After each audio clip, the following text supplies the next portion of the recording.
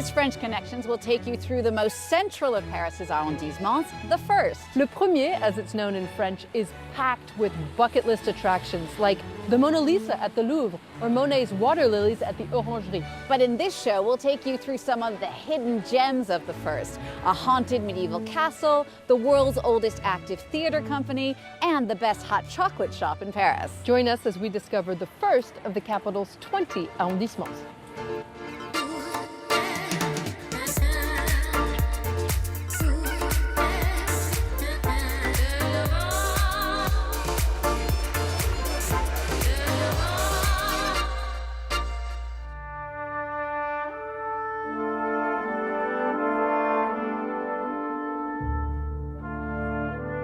The first arrondissement is part of the original heart of Paris. In 250 BC, a small Celtic tribe known as the Parisi settled along the banks of the River Seine right near here. Centuries later, the kings and queens of France built the first chateaux and gardens here as well. Over time, this place came to be known as La Conciergerie, and its history is fascinating, and we're going to find out more.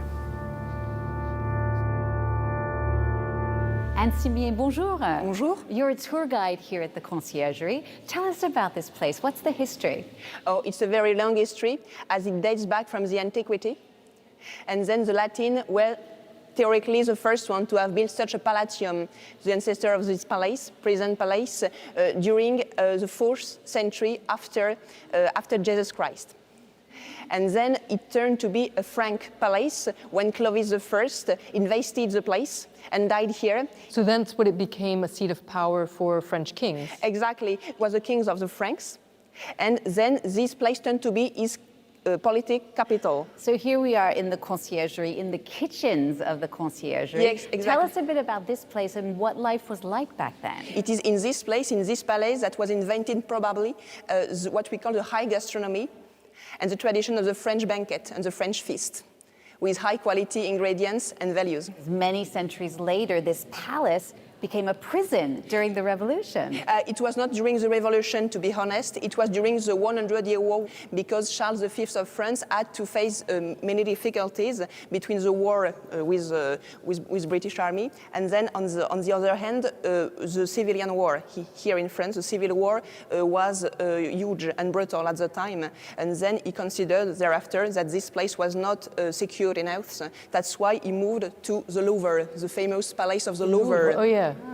Which at that time was really a chateau fort. Yeah. That's why this place turned to be a jail, a prison, at that time during the 14th century. That is to say that during centuries, many different people and profiles came here for very different reasons until the Revolution. So one of the most famous prisoners during the Revolution was Marie Antoinette. We can see her cell here. Can you show us where it is? With pleasure. All right, let's go.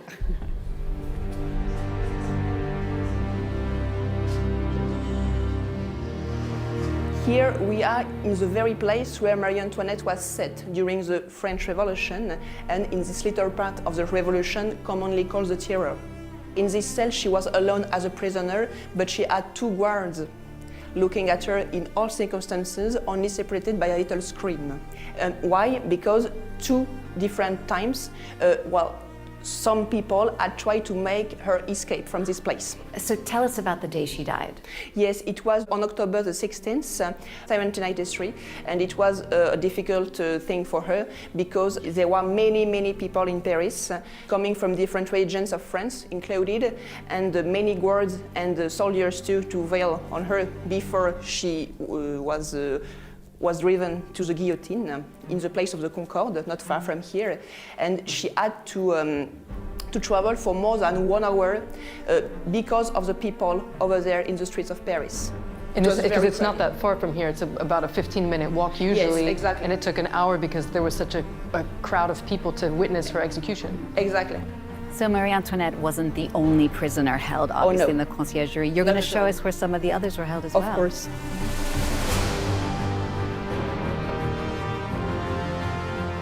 This was some like the recreative place where women who were incarcerated here could even walk a little and take a little bit of light, waiting for their verdict or waiting for a trial.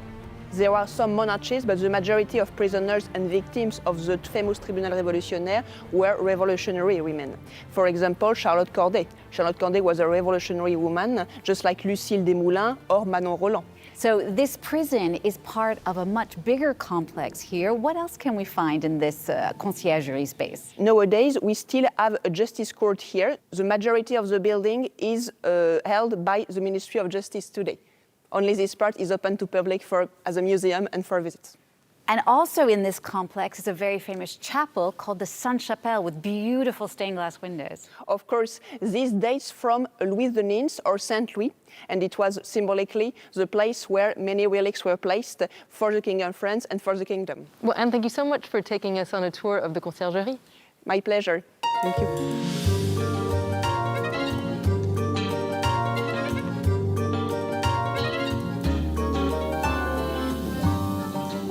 The first arrondissement is also home to the world's oldest theater company still performing today, La Comédie-Française. It's situated in the Salle Richelieu, just across the street from the Louvre. For the select actors who are part of the official troupe, they get certain perks. For instance, a pension and the right to put from La Comédie-Française when they're billed in other productions and movies. La Comédie-Française is also known as the House of Molière, named after France's most famous playwright. Though it was officially created after his death, the theater is still very much associated with Molière's name.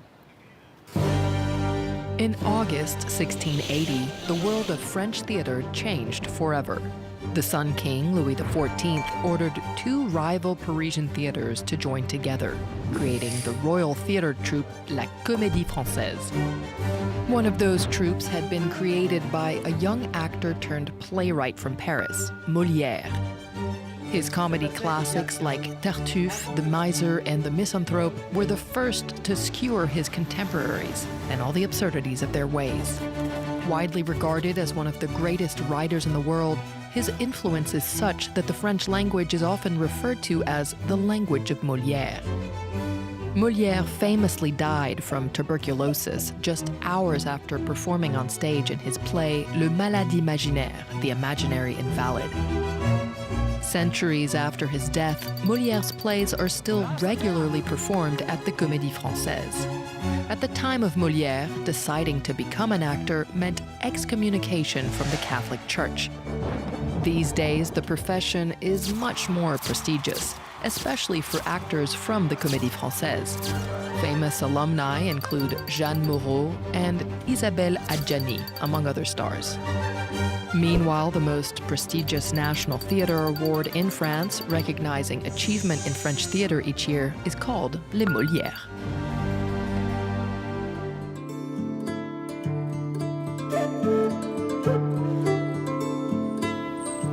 We're standing now in front of the oldest monumental fountain in Paris, La Fontaine des Innocents. This 16th century fountain was recently refurbished for the Paris Olympics, and today it stands as a memorial to what was once the capital's biggest cemetery in the Middle Ages. Literally millions of Parisians were buried here, many of them in mass graves linked to things like the plague. By the 1780s, the cemetery's stench and rats, and not to mention disease, forced authorities to move many of the bones to the now famous Paris catacombs. Today, the site of the once gruesome graves has become a hub of bistros, cafes, and France's busiest mall. Les Halles in Paris has lived a dozen lives. It all started in the Middle Ages when Louis VI decided that Paris needed a proper food market in the year 1135.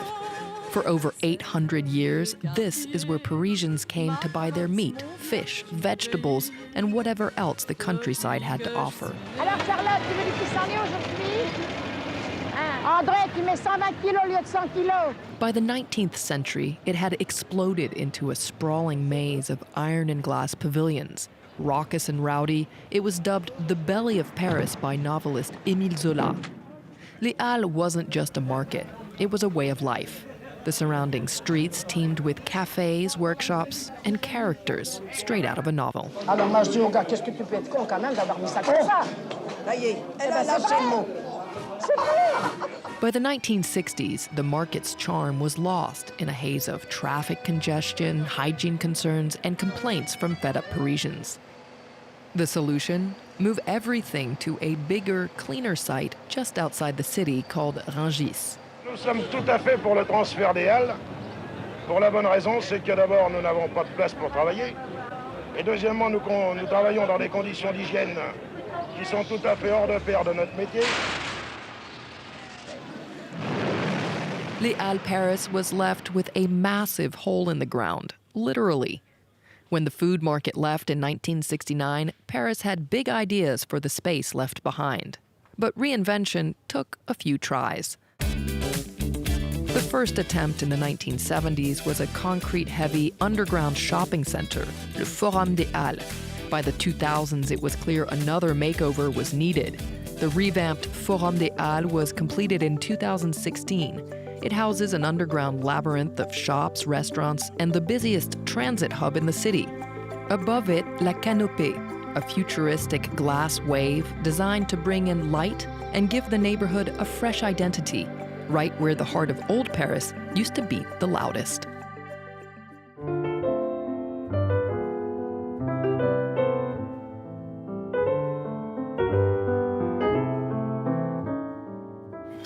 And after a busy day at Les Halles, a stop here at Angelina's is the perfect way to wrap up your tour of the first. This iconic tea room was founded in 1903 and sits on the Rue de Rivoli, across from the beautiful Tuileries Gardens and the Louvre Museum.